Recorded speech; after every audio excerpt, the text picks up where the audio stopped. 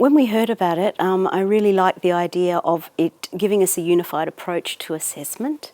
We'd been working with visible learning for a couple of years, and we were very much about making learning very explicit to kids, making it very clear what it was we wanted them to do in certain areas, and then when we were giving them feedback on their learning, letting them know where they were at and what was the next step to do to improve their learning.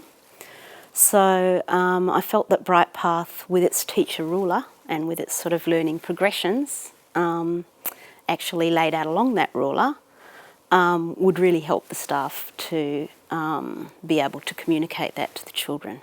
What we're getting is a common language to look at learning. We focused in particular on writing development from years 1 to 6, and then in the kindy and pre-primary years on the oral language, on the oracy.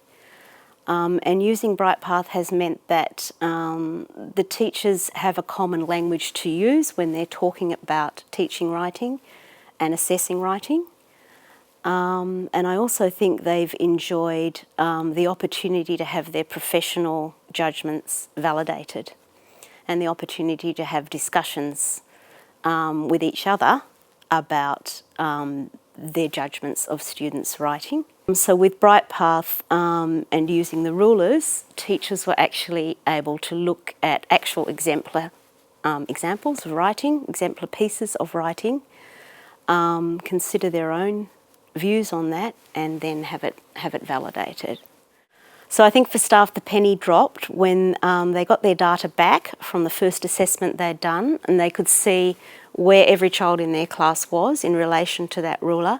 They could see the strengths of the children in their class, and they could see where to take each child next in their learning journey, in this case through writing. So I think that was a moment when the teachers felt this was a really valid exercise to engage with. And then of course when we did the second assessment at the end of the year and got that professionally marked, and the data came back again, and they could see the growth and they could communicate that growth to each other and to the students, that was another moment when, wow, you know, this validates that what we've been doing has actually had an impact on learning.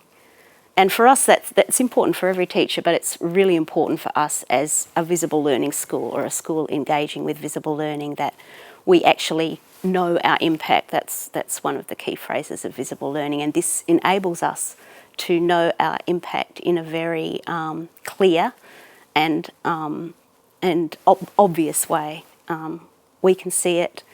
The students, particularly those at the older year levels, can see it, and if we wanted to, we could communicate it to parents in that way too.